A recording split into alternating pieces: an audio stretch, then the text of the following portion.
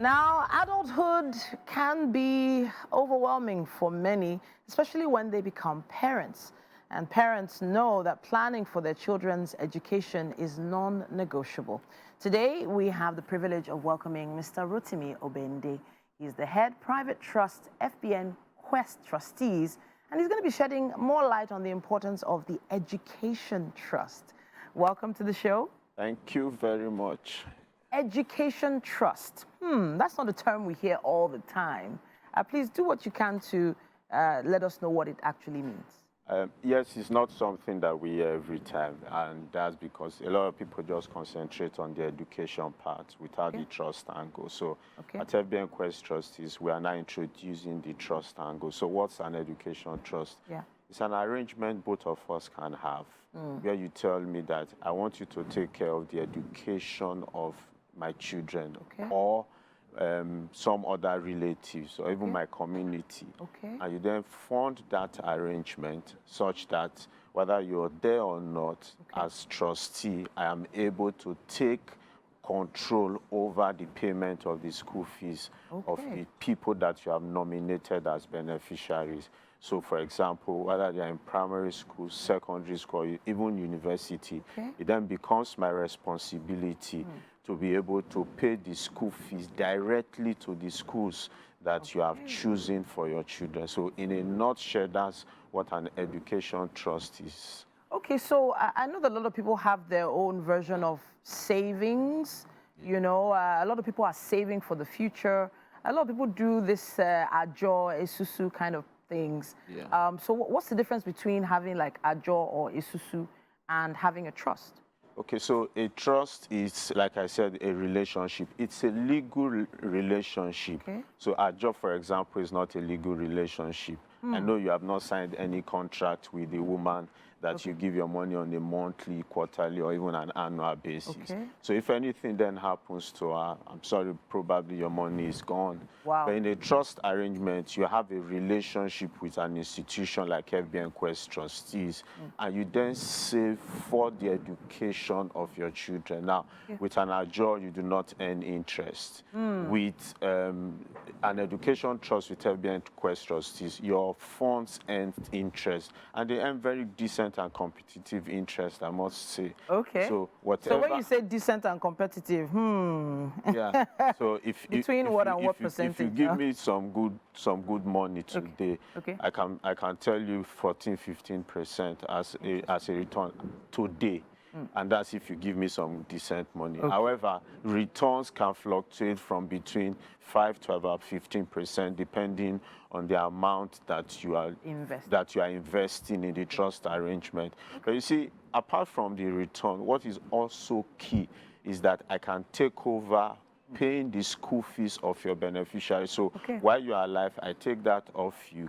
If you're no longer in the picture or you become incapacitated, it is my responsibility. So your children are no longer depending on an uncle or an auntie to pay their school fees.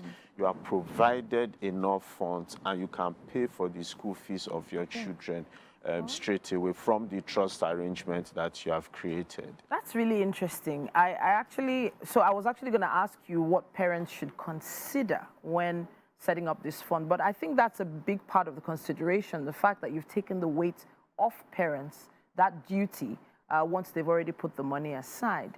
But then when it comes to educational goals, some people have goals to maybe go abroad, you know, or go to a school that is maybe presently not in their pocket, or let's say in their status, in their social status. What do you say to that? Okay, so two things that you have talked about. One is if I want my children to go to school abroad. I know if I ask you now, Harvard would be a goal for your children.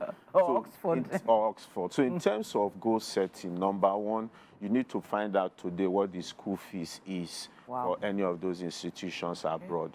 You then have to factor inflation. So for example, in the US, inflation rate is about 4 to 7%, fluctuates between 4 to 7%. Now, cost of education or tuition increases by a minimum of 7% annually. So if you factor that in, compare the age of your child. Now, so if your child is 8, factor 10% increases on an annual basis. Say, for example, a $45,000 tuition fee or a $50,000 tuition fee, 7% on an annual basis till when your child gets into the university. Second thing is that you now start to actively save in dollars. So you can create an education trust arrangement with FBNquest trustees in a dollar-denominated platform. Now, it means that when your child is then ready to go to Harvard, FBNquest trustees is paying directly to the school, and we are paying dollars. That is not the point where you start to look for dollars. That's not the point you start to look for a bank that will help you to exchange dollars. You have actively invested in dollars. The next thing I'll quickly say is the fact that many of us have not averted our minds to the fact that outside buying a home, the next most important thing you invest in is the education of your children. So if you are thinking of buying a property, for example, 100 million, the education of your children might cost you another 60 to 80 million. You need to actively start to save for them. If you are looking at, for example, a private university in Nigeria, the least fee you will pay is close to 4-5 million. For a private university. And so today is the point where you start to actively save towards meeting that goal. So there was something you said that made me feel like I should ask this. There are a lot of parents paying for education abroad presently.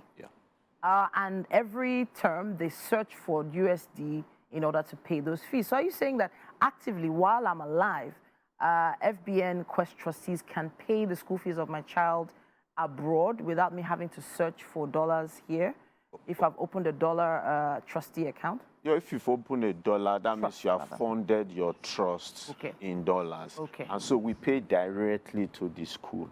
It helps in a number of ways. So yes, you are alive. It takes that burden away from you.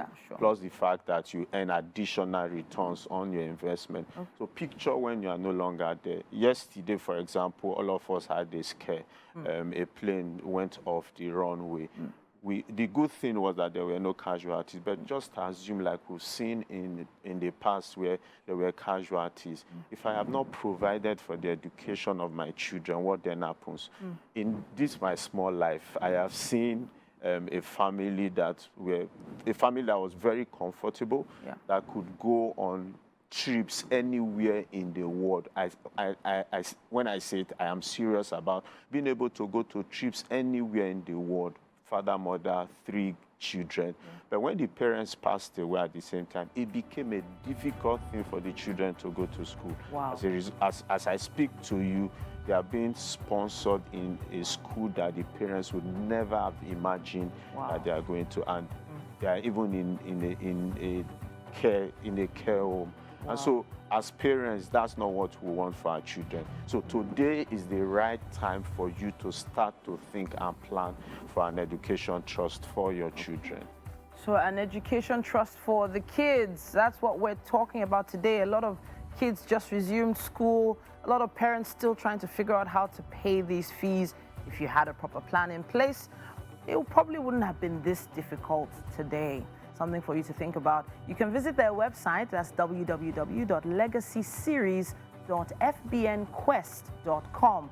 One more time, legacyseries.fbnquest.com, or send an email to contacttrustees@fbnquest.com. There's also a contact number you could take. That's 0805 4000 299, 0805 4000 299. Thank you so much for coming to talk to us today. It's a pleasure being here. Wow, a lot to think about as adults, as parents. Hopefully we make the right choices soon. There's still quite a lot coming your way right here on Wake Up Nigeria.